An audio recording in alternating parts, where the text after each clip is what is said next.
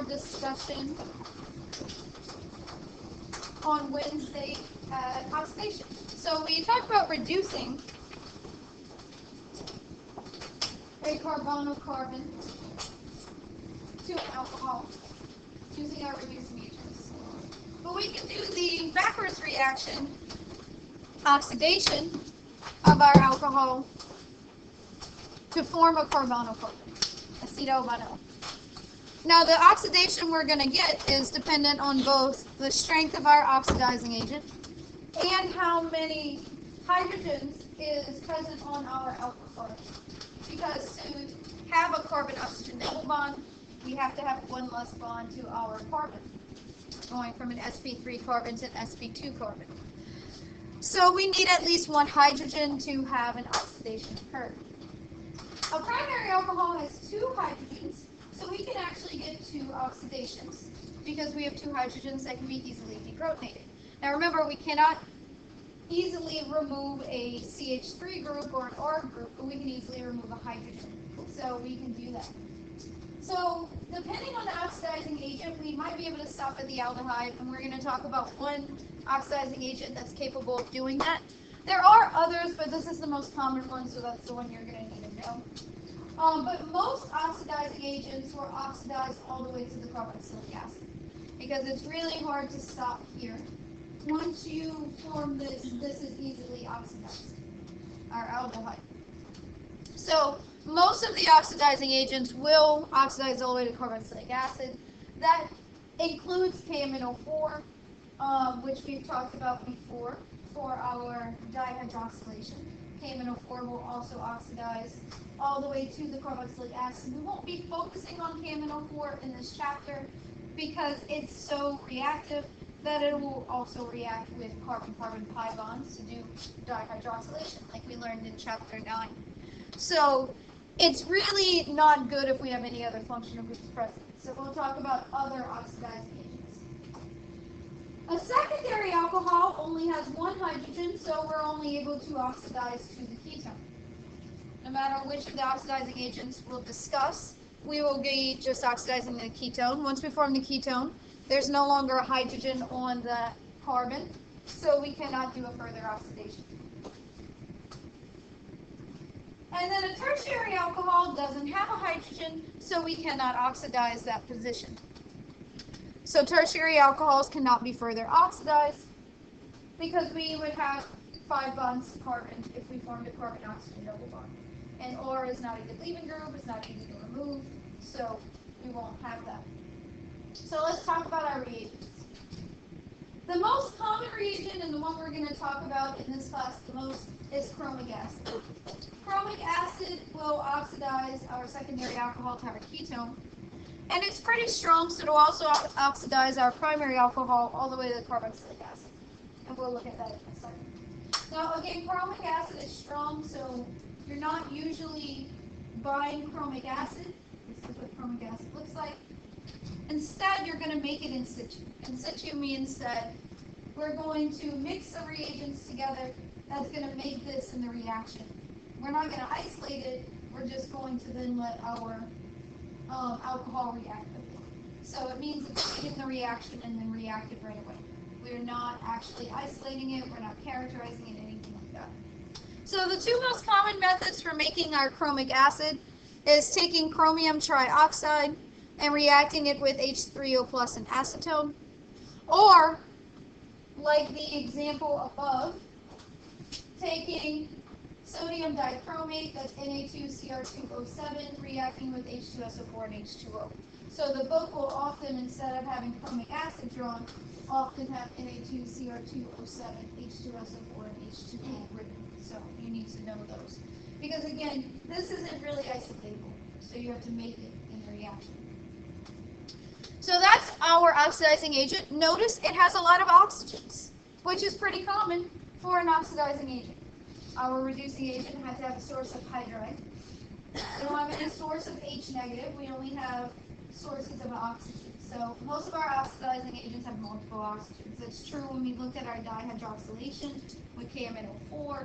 That was true when we formed the epoxide. So typically our agents that cause oxidation have a lot of oxygens. especially when we're getting more bonds to oxygens in our final product. So the mechanism, our alcohol will attack the chromium, the metal center, and that will form this stabilized oxygen. But of course that oxygen is going to be deprotonated because it has a positive charge. So now that this occurs, now notice we already had an oxygen present, so we lost an OH in this. Now we do have a lot of H2SO4 present, but mostly it was used to form our chromic acid. So keep that in mind. We don't have a lot of extra H2SO4 present. But that H2H negative is going to react pretty quickly with any acid present, the OH negative. So this isn't going to last very long. Notice the fast and reversible. So as of now, these steps are both fast and they're both easily reversible. But once we take off that hydrogen with water, of course there's water present, water is going to form in the reaction. This step is not reversible, at least not under these conditions. So this might go forward and back and forward and back a bunch of times, but once this step happens, the reaction is complete, and it won't go in the reverse reaction because we don't have any source of H negative to attack in the reverse reaction. So not in these conditions. So we essentially will say that's irreversible. So the first two steps happen pretty quickly and likely will be in equilibrium, but eventually when this last step in the deprotonation occurs to form our carbon-oxygen double bond, notice it's very much an E2-like reaction. It's not exactly E2 because we're not forming a carbon-carbon double bond, but it's very similar where we have to deprotonate our hydrogen so we can form a double bond. And then we have a leaving group. In our case, our leaving group is our CrO3H. So it's an okay leaving group. It doesn't mind having the positive charge. So this is why we need at least one hydrogen for the oxidation to occur. If we don't have a hydrogen, this step won't occur. We can react any alcohol with this, but when we work it up, we're just going to reform the alcohol because this is highly reversible. So if there's no hydrogen, the reaction can't occur. Chromic acid will generally oxidize our primary alcohol all the way to the carboxylic acid. It's really hard to stop at the aldehyde. The aldehyde is a intermediate, but with these reaction conditions, and because chromic acid is so reactive, if we stop the reaction early, we'd get a mixture of products that have the carboxylic acid and maybe an aldehyde here and there. But that's not really useful because we wouldn't have a good yield. So yield-wise, it just makes the most sense to allow the reaction to go to completion. So we won't be able to, it's not like all of the reagent turns to aldehyde and then it turns to carboxylic acid. That's not how it works. At any given time, you're going to have mostly carboxylic acid, maybe a little bit of aldehyde in starting material. So the aldehyde is not isolatable. We're going to form the carboxylic acid with this reagent. The mechanism's pretty much the same, except it happens twice. So we have our same mechanism as before, and then we have our deprotonation step here. That's going to be our irreversible step. And then typically water will attack, and usually your second position is coming from water. And then eventually you have to have that second hydrogen to deprotonate. So if there's two hydrogens, you're going to get the carboxylic acid. Of course, you're not going to get CO2 because you have an R group here. So remember, CO2 is C double bond O, C double bond O. Carbon can't have two double bonds to oxygen and still have another group present. So we don't form that, we form the C double bond O and the OH. So that's our carboxylic acid group. But overall, the mechanism is pretty much the same, very similar. Again, notice we're really only forming positive charge with these reactions because this is pretty acidic. Chromic acid has acid in the name. So what if we want to stop at the aldehyde? Then we need to use another reagent. And like I said, there's a few reagents that will stop at the aldehyde, but there's only one you need to know for this class. And that is PCC, pyridium chromate. And that one can be used to stop at the aldehyde. Pyridium chlorochromate is pyridine. We've seen pyridine before. It's a base. It's non-nucleophilic. Reacting with CrO3 and HCl. And that'll form this chlorochromate in solution with a little bit of pyridium. And the pyridium is fairly stable. Nitrogen doesn't mind having a positive charge. Remember, amine, the pyridine acts as a base in almost all reactions we use. So this is another one that isn't typically, this is formed in solution and not bulk. You're not really bonding PCC. You're mixing these three things to make it. Typically in the book you'll see PCC instead of it driven out. So know the acronym. They like to use it, so that's fine. So with this one, so we don't have chromic acid. We have CrO3Cl. Comparing that to our chromic acid,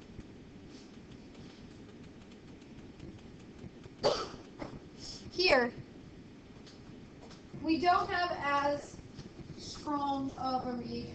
And also we have a chlorine attached to the chromium. Chlorine is going to be more electronegative. It's going to be pulling more electron density from your chromium. That's going to affect its reactivity. So here we have 4 oxygens. In our other case, we have a chlorine and 3 oxygens.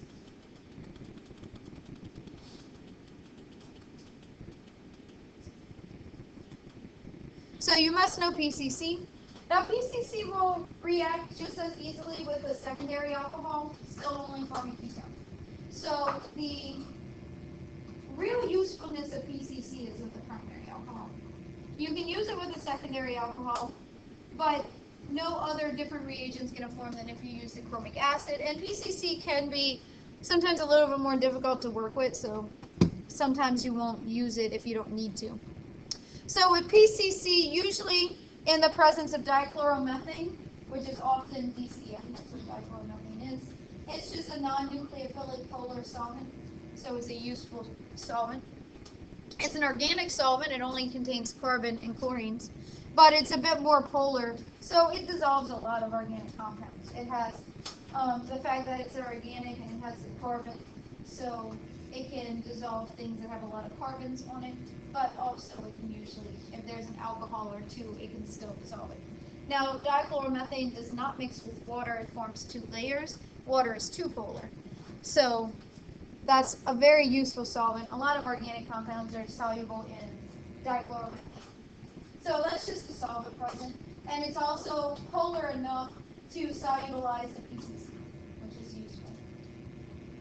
Notice with both of our oxidizing reactions, we're in more acidic environments than basic environments. Whereas our reduction, we're looking at more basic environments. So just notice that difference. So here we can stop at the aldehyde. PCC is strong enough to do that second oxidation. So since it's less strong, therefore we have more selectivity. And we can stop at the aldehyde. And it won't react with aldehyde, so that's really useful. Secondary alcohols, it doesn't really matter which of the 2 reagents you use, unless if of course you don't have the stuff to make PCC in your lab, you can use the chromic acid and you're going to form the same compound. You can mix tertiary alcohols with the same reagents, and in both cases you won't get a reaction because you don't have a hydrogen.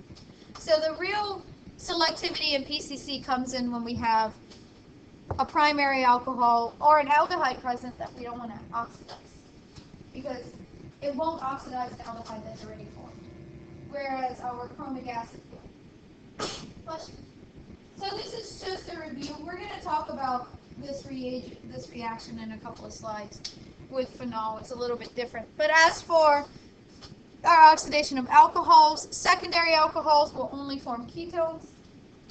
You only have 1 hydrogen present. You can use either of the oxidizing agents we talked about. But with our primary alcohols, if we use the stronger oxidizing agent, our chromic acid, we're going to form the carboxylic acid. However, if we want to stop at the aldehyde, we have to use PCC. That's just our review. So let's look at this example. First off, when you're looking at one of these, the first thing you want to do is note your functional groups that are able to be oxidized. So that's really important. So what we see is we have a secondary alcohol. I have the R groups box, so we have 2 R groups. So we have 1 hydrogen present there. We have our primary alcohol, so that has 2 hydrogens. And then we have an aldehyde. So you gotta watch that aldehyde. A strong enough reducing agent can reduce it. Oxidizing agent can oxidize. There is a hydrogen in that position. A reducing agent will also reduce it, but we're looking at oxidizing agents. Again, remember, reducing agents have either H2 and palladium or a source of hydride. Oxidizing agents have a lot of oxygen. And you should know how to calculate oxidation versus reduction. So here, this is our other way to make our chromic acid with our H2CrO4 and acetone with HCl versus our Na2Cr2O7, H2SO4, and H2O. You can use either of those. They both mean chromic acid. I'll accept both of them. So here, what we see is that's a pretty reactive compound. Is going to oxidize our primary alcohol to our carboxylic acid, and our secondary alcohol to a ketone. But it's also going to oxidize our aldehyde, because there is still a hydrogen there. So what we're going to get is 2 carboxylic acids, and of course this is only ever going to be a ketone, because it only has 1 hydrogen. So if we didn't want the aldehyde to react, if we didn't want the primary alcohol to oxidize to the carboxylic acid, which we would then have to, it's hard to just remove one of these oxygens. So if we didn't want this, then it's hard to fix this. We're going to talk about reactions with carboxylic acids later on in chapter 21. But it's hard to fix this once we have it. So what we can do some reduction all the way to the primary alcohol, but that's a lot of work. So instead we can use a different reagent. Also note the amount of carbons didn't change. Same amount of carbons in our starting material and our final product. Don't lose carbons. You can number them, make sure the connectivity is the same. The carbon where our oxygens were connected originally are the same carbons where our oxygens are still connected. No change happened in any sp3 carbon that didn't have any functionality. So that's key as well. The nice thing about the chromic acid is it won't really react with our double bonds, the carbon-carbon double bond. CaMnO4 would do the same thing, but it also reacts with our carbon-carbon double bonds. So we're not really focusing on it in this chapter. Now conversely, if we take that same compound and we react PCC, here again we have the same functional groups, a secondary alcohol, primary, and we have that aldehyde. Secondary alcohol is going to do the same thing. Doesn't matter. We had a tertiary alcohol, no reaction would occur in that position. But our difference is going to be in the primary alcohol and in the aldehyde. The PCC will not affect the aldehyde. And the PCC will stop the reaction of the primary alcohol at the aldehyde. So that's really nice. We don't have to worry about this position, and we stop here. So if our final product, what we wanted was the aldehyde and not the carboxylic acids, PCC would be a much better choice. We can't form a carboxylic acid from a secondary alcohol because we only have 1 type. At least not with these reagents. I'm not saying there's no way to ever form, but not with these reagents. So that's our difference in selectivity, and the big difference comes with primary alcohols and if there's an aldehyde present. So know your reactivities with these. So we talked about this one last time, or I gave you this. I clicked the question. And what we have is a secondary alcohol and the primary, and we're using PCC. So our secondary alcohol is going to form a ketone, but our primary alcohol is going to stop at the aldehyde. Now at this point, and at no point in this class, because this isn't really a high-level class, there's no way that we're going to selectively oxidize a secondary alcohol over a primary alcohol. There are actually reagents that can do that, usually based on sterics. Primary alcohol has less sterics, secondary alcohol has more. But that's a bit beyond the scope of this class. But just keep in mind there are agents that can selectively react with a tertiary alcohol or a secondary alcohol. We're just not going to be learning them in this class. It's a bit beyond. But when I took a class in grad school, we really spent 2 months on functional groups and learned all the different functional groups for selectivity.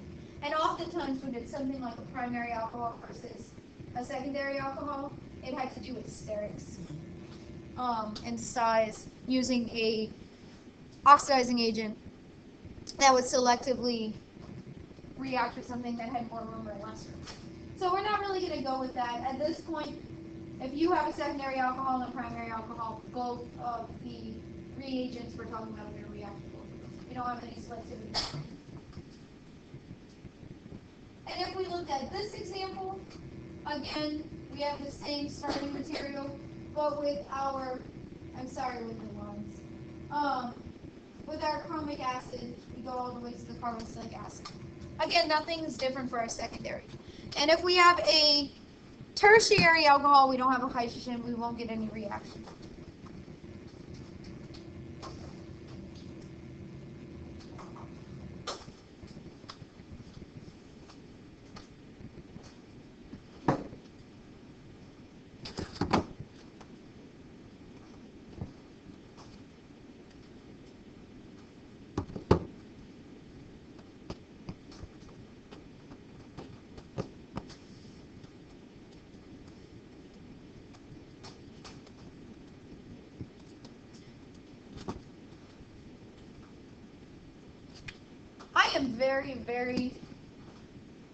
It's very important if you're drawing a benzene ring that you actually draw a benzene ring,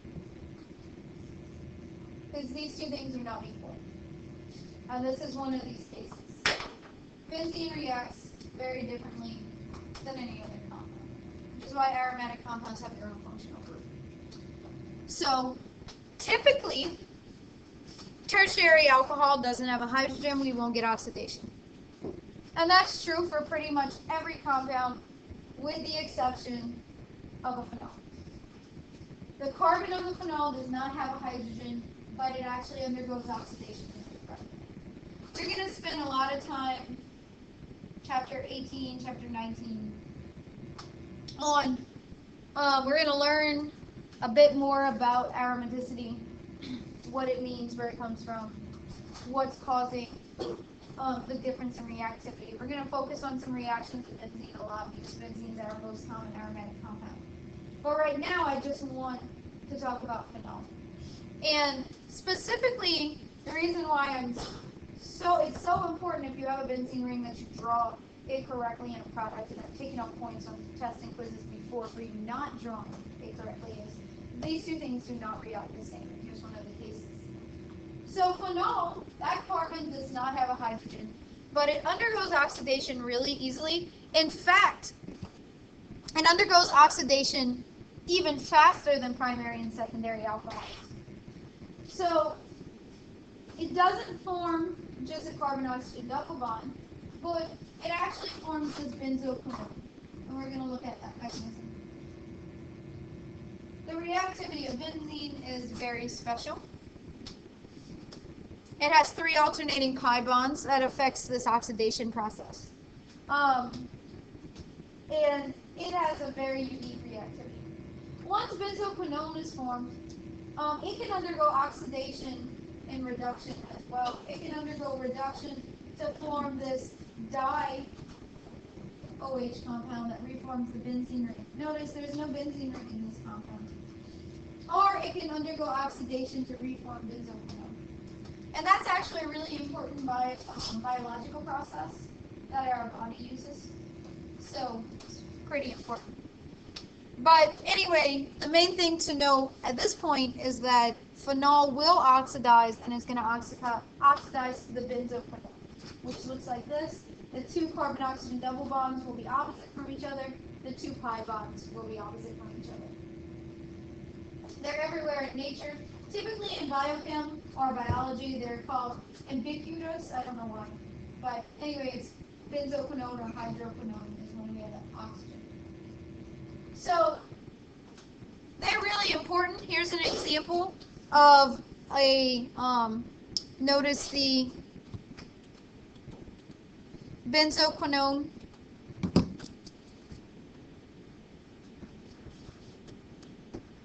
in this compound. Of course, this one, where is it likely found in the cells? Well, we have a bunch of oxygens, but then we have this long chain of carbons. And this N says N could be between 6 and 10. So that's a lot of carbons. Because that would be 1, 2, 3, 4, 5 times 6 or 10. So that's up to 50 carbons chain. So a 50 carbon chain means that this compound is formed in the cell membrane, because the cell membrane is nonpolar. So usually this long tail inserts itself in the cell membrane, and then this more polar part kind of hangs on the outside, or the inside, depending on where it is, whether it's on the outside of the cell or inside.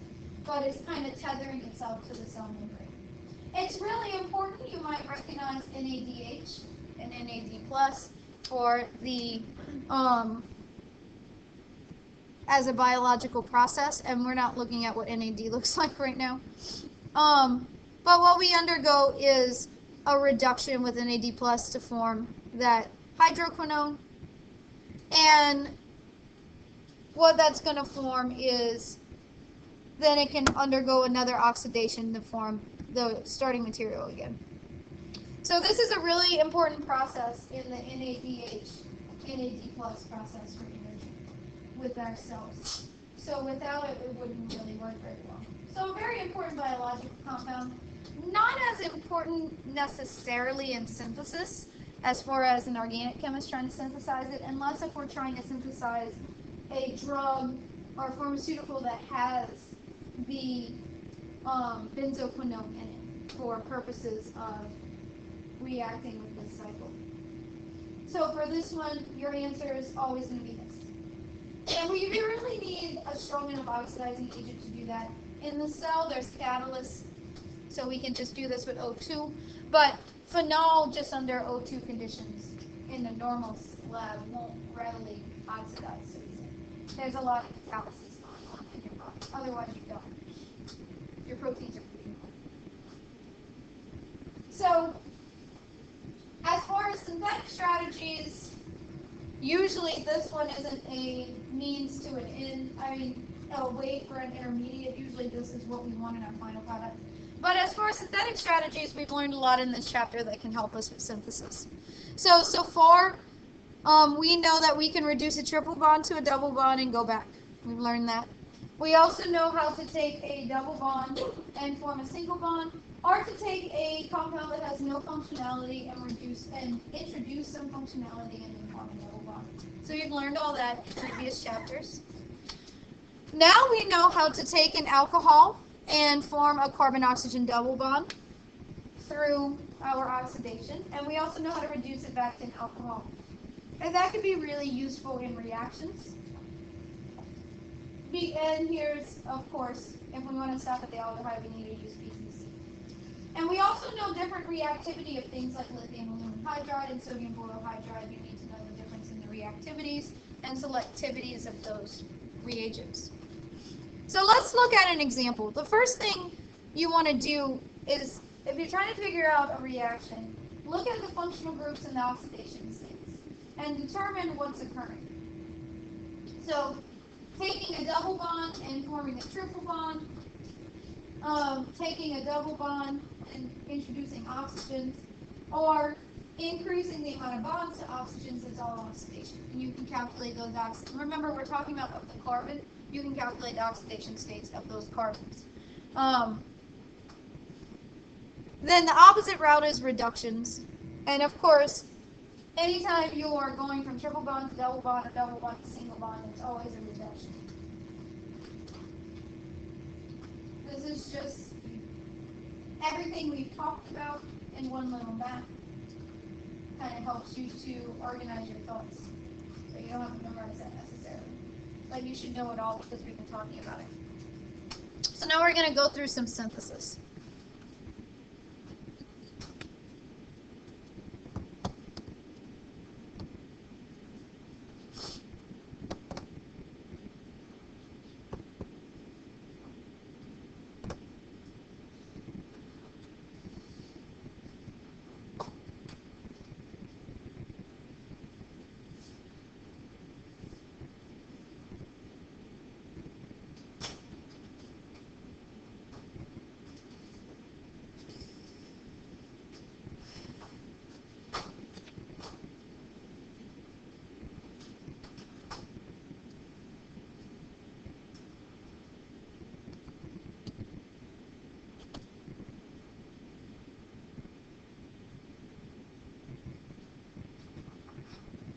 Sorry. Wanted to give you a little bit more time for this one.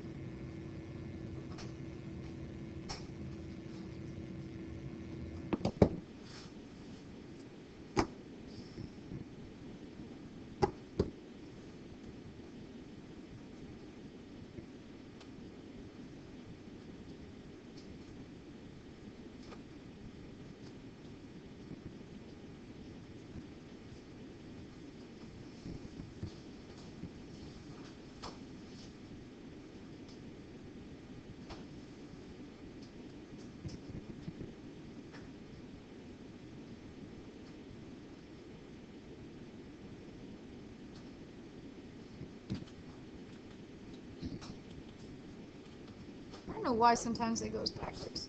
Okay, so let's look at this one. So starting with this compound, we want to do a reaction to get to this final step. Now we know we don't have one reaction we can do to get to our aceto-O. But first we can replace our bromine with an oxygen through, in this case, has to be an SN2 reaction because it's a primary alkyl halide. Can't go through SN1. Even if we could form a carbocation, we'd have a rearrangement. So we'd have to do an SN2 reaction to replace our bromine with an alcohol. But once we have a primary alcohol, we can do an oxidation to form a aldehyde. So what we can do is react under an SN2 conditions, like sodium hydroxide. And again, when I see a synthesis, I want to see all intermediate products. We would isolate our primary alcohol. We would make sure that we have that primary alcohol present, and we'd get a yield and characterize it. Once we know we have that primary alcohol, then we can oxidize it. But in this case, we have to use PCC and our dichloromethane solvent, because otherwise we would form the carboxylic acid. Now, if we look at the second route, we want to form the carboxylic acid, same number of carbons. Nothing is changing as far as that. And our connectivity of our function group is on carbon 1 in each case. So again, we can react our sodium hydroxide to form our primary alcohol. And once we form that, our difference is going to be our reagents.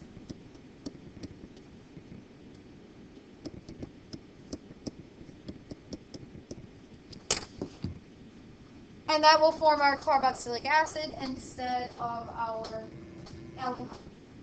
Now the first step is the same. Now let's look at a more difficult transformation. So here,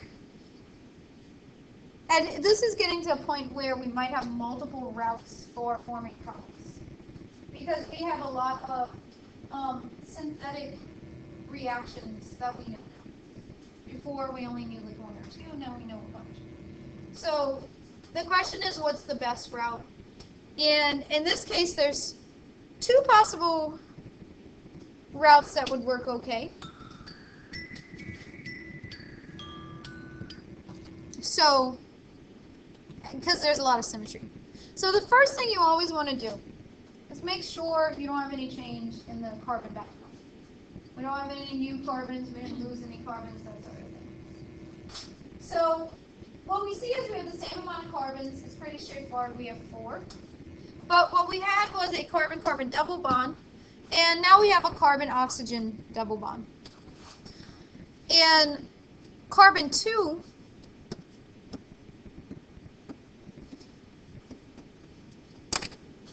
was oxidized, but carbon 3 is actually now a full sp3 carbon. So that one was actually produced. So the question is, what reaction did we have? We formed a carbon-oxygen double bond. We haven't had a single step to take a pi bond and react to ketones, so this will be a multi-step synthesis. So there's two possible routes. We can take a double bond. We can form an alcohol, and we know ways to do that. We've done a bunch of addition reactions. You never can forget anything we learned in any chapter in this class. It all comes into synthesis. Once we have the alcohol, we can oxidize it. So that's a potential route. Our other route is we can actually form a triple bond, and then we can react that in an addition reaction to form a ketone or an aldehyde. So for this case, we have an internal double bond. So we form an internal triple bond, which usually means we don't have a lot of selectivity. But that's okay, because really it doesn't matter. If our addition ends up on carbon 2 or 3, we're going to get the same compound because of the symmetry in this case. So if I drew this same compound like this, and then I flipped it in space, it would equal to this compound. So there's no difference. So in this case, the internal triple bond doesn't make a difference because those two things are equal. But if they weren't equal, and it would make a difference which of the two carbons we added to, then this route wouldn't be the best because we don't have any selectivity when it's internal. In this case, it doesn't matter. So we can react our double bond with H3O plus to do an acid catalyzed hydration. In that case, it's secondary, and again, there's no chance for arrangement. Or we can use really any of our addition reactions to add water.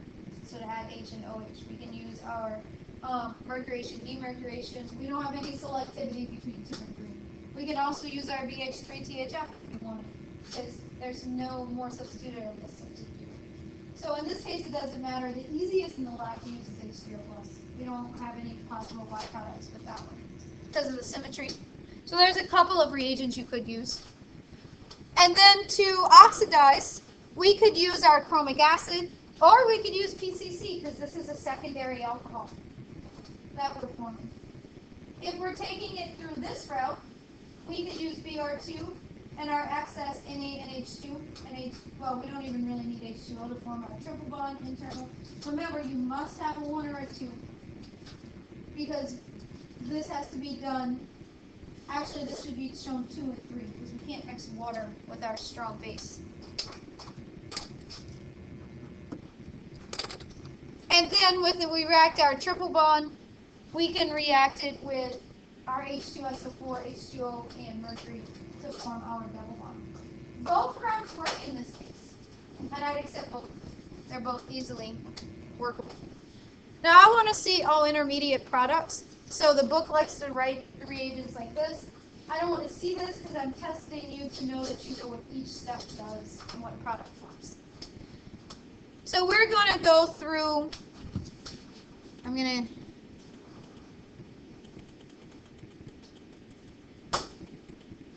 I want you to think about this one, and we're going to go through this one hopefully on Monday and finish up this chapter. So notice we do have a difference in carbon containing. We have a difference in the amount of carbon. So this is really building up our synthesis. And then we're going to be starting on chapter 14, which is going to be some overlap. We're going to be learning about sulfur. We're going to be learning about epoxides. We're going to be learning about ethers. And that's all kind of in one chapter because there's very specific reactivities with those. Keep up with the weather. You guys be safe this weekend. As of now, I guess we still have a game tomorrow morning at 11. Yes. Got moved to 11. Go, Nichols. I have to be in practice for 8. Oh. Like grade. Yeah. My 6 p.m. game.